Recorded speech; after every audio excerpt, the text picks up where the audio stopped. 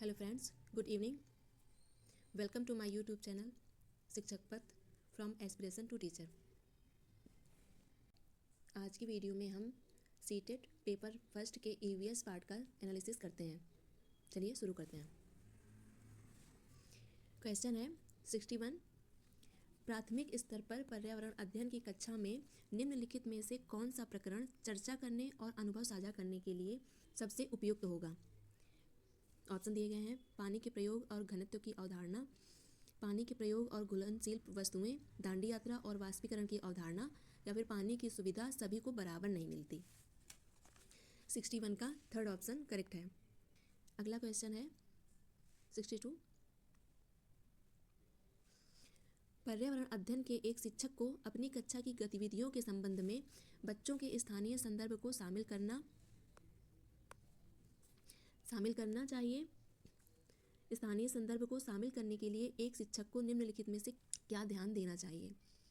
Option है स्थानीय संदर्भ का चयन विद्यालय के अनुशासन के अनुरूप हो। सेकेंड ऑप्शन है स्थानीय संदर्भ का चयन शिक्षा शास्त्रीय दृष्टि से कल्पनाशील और नैतिक दृष्टि से सही हो। ऑप्शन सेकेंड करेक्ट आंसर है। अगला क्वेश्चन है कक्षा 4 के एक पर्यावरण अध्ययन शिक्षक ने अपनी कक्षा के बच्चों के विभिन्न समूहों से यात्रा विषय पर लेटर बॉक्स बनाने का काम करवाया। लेटर बॉक्स का मॉडल बनाने के काम के दौरान शिक्षक ने उनके काम का आकलन भी किया। शिक्षक ने बच्चों के इस गतिविधि के लिए निम्नलिखित में से किन आकलन के उपकरण या फिर उपकरणों का उपयोग किया होगा। 63 option first portfolio, right answer है पोर्टफोलियो। और अगला क्वेश्चन है 64। एनसीईआरटी के पर्यावरण अध्ययन के पाठ्य पुस्तक में कई पाठ वास्तविक लोग तथा उनके वास्तविक अनुभव पर आधारित हैं। पाठ्य पुस्तक निर्माण समिति ने वास्तविक लोग तथा उनके वास्तविक अनुभव क्यों शामिल किया गया होगा। ऑप्शन है बच्चे वास्तविक लोग से अपने आप को आसानी से जोड़ लेते हैं, ये करेक्ट है। पर्यावरण अध्ययन के दौरान बच्चों के साथ उनके अनुभव को शामिल करके उनके विचारों पर चर्चा की जा सकती है,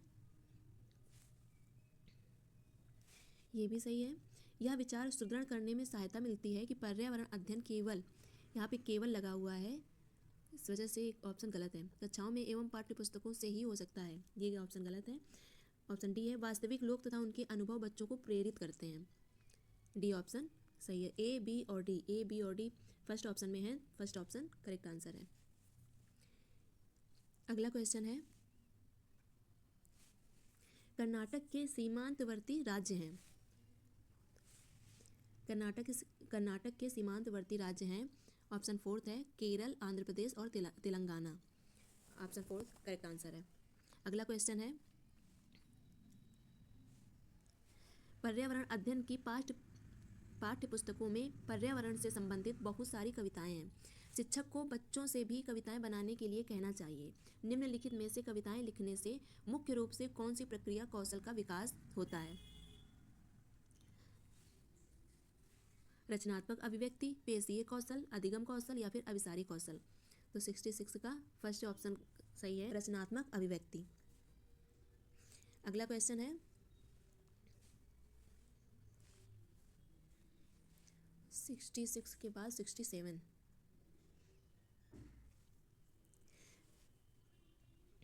अजय पर्यावरण अध्ययन का एक शिक्षक है तथा वह अपनी कक्षा में भूमिका निर्वहन की गतिविधि कराना चाहता है।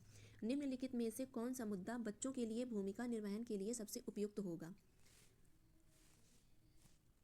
ऑप्शन है विभिन्न पदार्थों की घुलनशीलता का प्रदर्शन, जल वाष्पीकरण, बीजों का अंकुरण, एक परिवार जिसे पानी के टैंकर से हर रोज सिर्फ 2 बाल्टी पानी मिलता है। Option third is correct answer, बीजों का अंकुरण। अगला क्वेश्चन है किसी बड़े शहर के मानचित्र पर नीचे दिया गया पैमाना दर्शाया गया है। पैमाना 1 सेंटीमीटर इक्वल 845 मीटर। यदि इस मानचित्र पर किन्हीं 2 स्थानों के बीच की मापी गई दूरी 13.7 सेंटीमीटर है तो इन स्थानों के बीच की वास्तविक दूरी है लगभग, करेक्ट आंसर है 11.57 किलोमीटर। निम्नलिखित में से कौन से औजार की मदद से कर्नाटक राज्य में प्याज को उसके सूखे पत्तों से अलग किया जाता है। राइट आंसर है इलीगे। अगला क्वेश्चन है 70। बिहार के सापेक्ष पंजाब और केरल की स्थितियां हैं क्रमशः। 70 का थर्ड ऑप्शन करेक्ट है, उत्तर पश्चिम और दक्षिण पश्चिम। 71 निम्नलिखित में से क्या पर्यावरण अध्ययन के संदर्भ में सही है? ऑप्शन है पर्यावरण अध्ययन का पाठ्यक्रम शीर्षक आधारित है जिसमें शीर्षक की व्यवस्था सर्पिल एवं क्रमिक तरीके से है। दूसरा ऑप्शन है पर्यावरण अध्ययन का पाठ्यचर्या प्रकरण आधारित है जिसमें प्रकरण और उप प्रकरण की व्यवस्था सर्पिल एवं क्रमिक तरीके से है। बी करेक्ट है। अगला ऑप्शन है पर्यावरण अध्ययन का पाठ्यचर्या एकीकृत है, ये भी करेक्ट है। पाठ्यक्रम के प्रत्येक पाठ मुख्य अवधारणा से शुरू ना होकर मुख्य प्रश्नों से शुरू होते हैं, ये भी करेक्ट है। बी सी और डी, बी सी और डी सेकेंड ऑप्शन में है, सेकेंड ऑप्शन करेक्ट आंसर है। अगला क्वेश्चन है नीचे दिए गए कथनों ए और बी पर विचार कीजिए।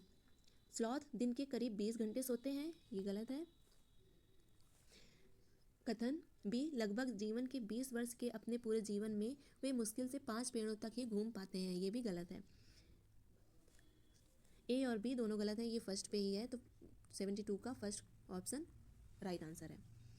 अगला क्वेश्चन है मैं रेगिस्तानी इलाके में पाया जाने वाला एक पेड़ हूँ, मुझे ज़्यादा पानी की ज़रूरत नहीं होती, मेरी लकड़ी को कीड़ा नहीं लगता है और मेरे छाल से दवा बनाई जाती है, बताएं कि मैं कौन हूँ। निम्नलिखित में से सही उत्तर को चुनें। ये खेजड़ी के पेड़ के बारे में बताया गया है, ऑप्शन सेकेंड राइट आंसर है। 74 अगला क्वेश्चन है मैं एक भारतीय पक्षी हूँ जो पत्थरों के बीच खाली जगह में अंडा देती है, मेरा घोंसला नाजुक टहनी, जड़ें, ऊन तथा बाल तथा रुई आदि से बना होता है, बताएं कि मैं निम्नलिखित में से कौन हूँ। निम्नलिखित में से सही उत्तर का चयन करें। ये कलचिड़ी या इंडियन रॉबिन के बारे में बताया गया है, इसका राइट आंसर है थर्ड कलचिड़ी इंडियन रॉबिन। अगला क्वेश्चन है पर्यावरण अध्ययन की पाठ्यचर्या के अनुसार निम्नलिखित में से कौन सा प्रकरण परिवार एवं मित्र से संबंधित कक्षा 3 के बच्चों के लिए सबसे अधिक उपयुक्त होना चाहिए? परिवार वृक्ष, परिवार के बदलते स्वरूप के कारण, परिवार में बदलाव, समाज एक परिवार के रूप में। फर्स्ट ऑप्शन करेक्ट आंसर है। अगला क्वेश्चन है भारत की राजधानी नई दिल्ली और बिहार की राजधानी पटना के बीच की दूरी 792 किलोमीटर है। यदि कोई एक्सप्रेस बस इस दूरी को 11 घंटे में तय कर लेती है तो उस बस की मीटर प्रति सेकंड में औसत चाल क्या है? 76 का राइट आंसर है 20 मीटर पर सेकंड। अगला क्वेश्चन है निम्नलिखित में से कौन सा शिक्षण शास्त्र पर्यावरण अध्ययन के भोजन थीम को सीखने के लिए उपयुक्त नहीं होना चाहिए? उपयुक्त नहीं होना चाहिए। फर्स्ट ऑप्शन है शिक्षक यह कोशिश करें कि वह बच्चे अपने खुद के विचार बताएं। बच्चों की कल्पना शक्ति को प्रोत्साहित करें जिससे उन्हें ज्ञान की रचना के मौके मिलें। बच्चों को पाचन तंत्र का नामांकित चित्र बनाने के लिए प्रेरित करना, ये गलत ऑप्शन है, तो यही 77 का थर्ड ऑप्शन सही है। अगला क्वेश्चन है सही सुमेलित युग्म का चयन कीजिए। लैंग्वेज दी गई हैं और कहाँ बोली जाती हैं और राज्य दिए गए हैं।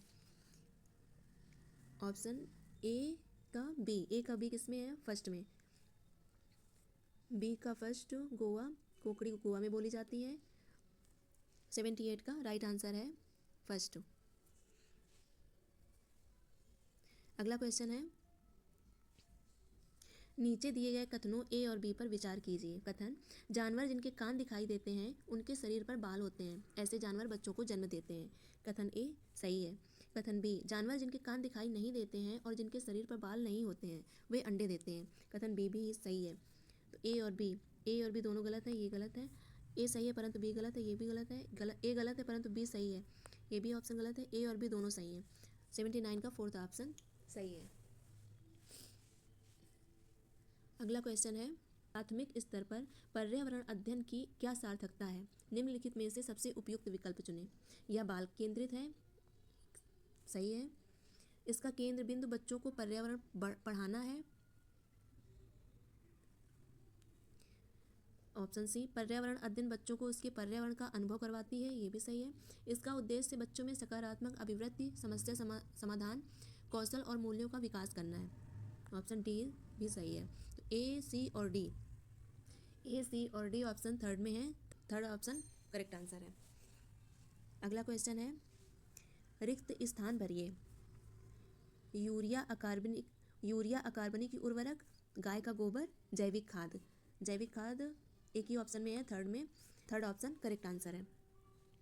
अगला क्वेश्चन है, यह कहा जाता है कि बच्चे काफ़ी आसानी से अपने परिवेश से बहुत कुछ सीखते हैं। उनके अनुभवों को कक्षा में लाया जाए, उनके प्रश्नों के उत्तरों को दिया जाए तथा उनकी जिज्ञासाओं को शांत किया जाए। ऐसा करने से पर्यावरण अध्ययन की पाठ्यचर्या को अधिक समृद्ध और रचनात्मक बनाया जा सकता है। उपरोक्त के संदर्भ में पर्यावरण अध्ययन की पाठ्यचर्या निम्नलिखित में से किस सिद्धांत को इंगित कर रहा है? अज्ञात से ज्ञात, वैश्विक से स्थानीय, इस सूचना से समझ, या फिर स्थानीय से वैश्विक। 82 का फोर्थ ऑप्शन करेक्ट है। अगला क्वेश्चन है 83,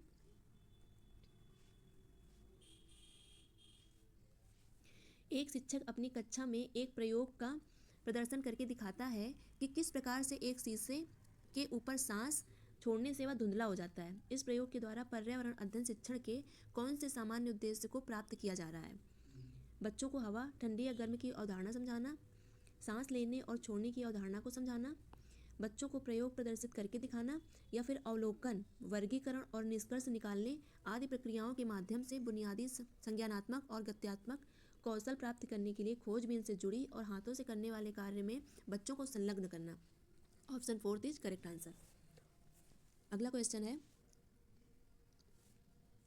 निम्नलिखित में से क्या आकलन के मानदंड जिला, राज्य, राष्ट्रीय स्तर पर विभिन्न हितधारकों को बच्चे के सीखने की सूचना देते हैं तथा शिक्षा की गुणवत्ता भी सुनिश्चित करते हैं?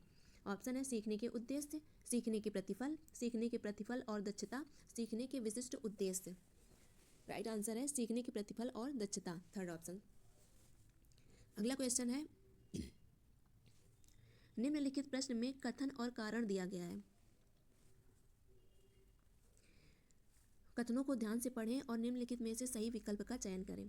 कथन है, समुदायों का सांस्कृतिक स्रोत भी बच्चे के अधिगम के लिए बहुत जरूरी है। लोक कथाएं, लोकगीत, चुटकुले, कला आदि बच्चे की भाषा और उसके ज्ञान को समृद्ध बनाते हैं। ये सही है। कारण, बच्चे का स्थानीय परिवेश केवल भौतिक या प्राकृतिक ही नहीं होता है, बल्कि उसका सामाजिक सांस्कृतिक परिवेश भी स्थानीय होता है। ये भी सही है। ऑप्शन कथन और कारण दोनों सही हैं और कारण कथन की सही व्याख्या है। ऑप्शन फोर्थ करेक्ट है। अगला क्वेश्चन है 86,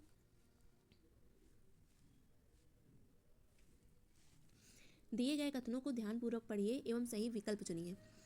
कथन है, एक कोशिका में केंद्र में स्थित विशिष्ट गोलाकार संरचना केंद्रक कहलाती है। कारण, केंद्रक जेली जैसी संरचना से घिरा होता है जिसे कोशिका द्रव्य कहते हैं। कथन भी सही है और कारण भी सही है। Option fourth is correct answer. दोनों ए और आर सही हैं और आर ए का सही स्पष्टीकरण है। अगला क्वेश्चन है,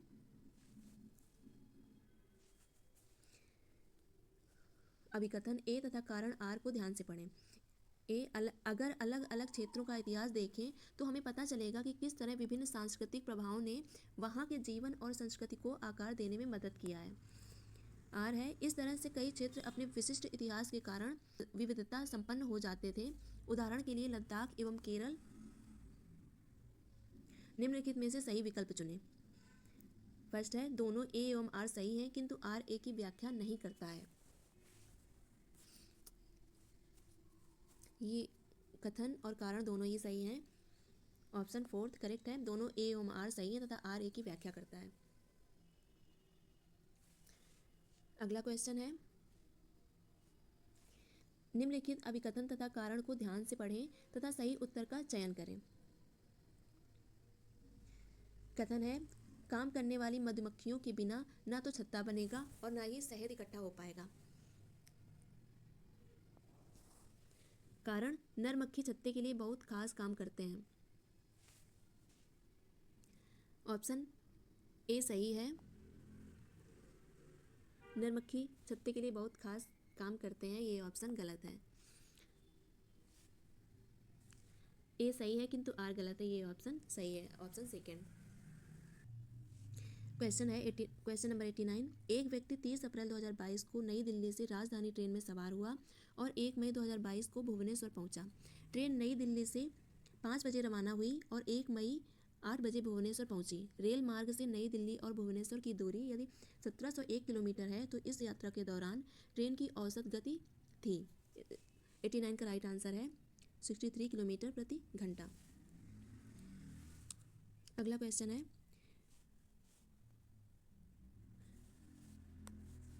निम्नलिखित प्रश्न में कथन और कारण दिया गया है। कथनों को ध्यान से पढ़ें और निम्नलिखित में से सही विकल्प का चयन करें। कथन है, बच्चे की स्थानीय वस्तुएं एक स्वाभाविक अधिगम का स्रोत हैं जिन्हें कक्षा में प्रधानता देनी चाहिए। कथन सही है। कारण, जब स्कूल के अंदर और उसके आसपास का जीवंत संसार चिंतन के लिए उपलब्ध होगा, बच्चे पर्यावरण के मुद्दों के प्रति सचेत होंगे और उनके प्रति अपनी रुचि को पोषित कर पाएंगे। कारण भी सही है। राइट आंसर है कथन और कारण दोनों सही हैं और कारण कथन की सही व्याख्या करता है। फोर्थ ऑप्शन करेक्ट आंसर है। तो फ्रेंड्स, ये रहे आज के सीटेट ईवीएस के क्वेश्चन। फ्रेंड्स, कितने सही हुए कमेंट में ज़रूर बताएं। अगर वीडियो पसंद आई हो तो लाइक करें, चैनल को सब्सक्राइब करें। Thank you for watching.